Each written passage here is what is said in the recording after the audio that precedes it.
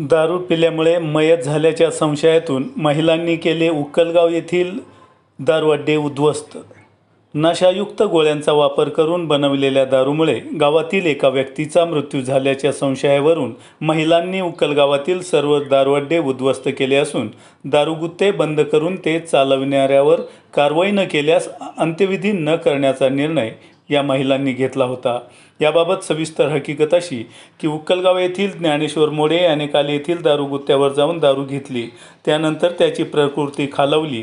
त्याची परिस्थिती हलाखीची असल्यामुळे नातेवाईकांनी वर्गणी करून त्या स्थानिक डॉक्टरांकडे दाखल केलं, परंतु त्याचा मृत्यू झाला हे समजताच महिला नातेवाईक संतप्त झाले। त्यांनी संघटित होऊन गावातील दारूगुत्त्यांकडे आपला मोर्चा वळवला। महिलांनी शाळेच्या भिंतीलगत सुरू असलेला दारूगुत्ता तोडला, त्यातील सर्व सामान रस्त्यावर आणून पेटून दिले। काही वेळातच गावातील महिला तसेच सामाजिक कार्यकर्त्या महिला पुरुष जमा झाले। बेलापूर पोलीस स्टेशनचे हवालदार बाळासाहेब कोळपे हे देखील उक्कलगावात दाखल झाले।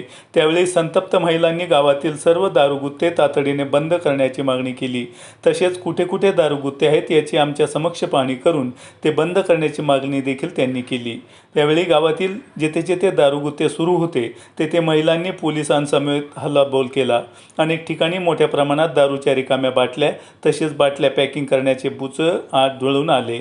महिलांच्या भावनेचा उद्रेक झाला आणि गावठी दारू विक्रेत्यांच्या घरावर मोर्चाने त्यांनी गावठी दारूच्या दुकानांची तोडफोड केली। विशेष म्हणजे सर्व दारूगुत्ते हे शासनाचे नियम भासणात गुंडाळून पोलिसांच्या आशीर्वादानं शाळेच्या भिंतीलगतच सुरू होते असा आरोप तेथील ग्रामस्थांनी केला आहे।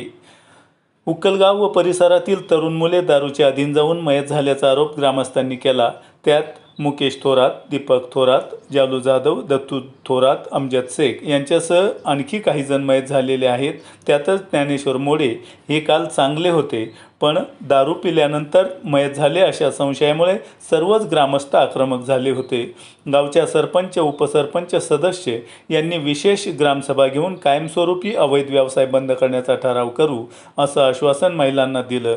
तसेच पोलीस खात्याच्या वतीनं उक्कलगावात यापुढे अवैधरित्या दारू विकली जाणार नाही तसे आढळून आल्यास बेलापूर पोलिसांशी संपर्क साधावा असं आवाहन हवालदार कोळपे यांनी केलं आहे।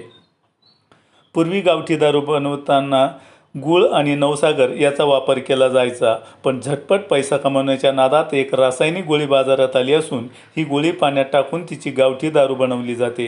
तिचा खर्चही कमी येत असल्यामुळे ती दारू स्वस्त मिळते म्हणून पिणारा अपेक्षेपेक्षा जास्त दारू पितो आणि आपला जीव गमावून बसतो। या दारूमुळे अनेक कुटुंब उघड्यावर पडली असून आणखी कोणाचा बळी जाऊ नये म्हणून कायमची दारू बंद करण्याचा निर्णय महिलांनी व ग्रामस्थांनी घेतला आहे। आपण पाहतात इंडिया सुपर न्यूज मराठी।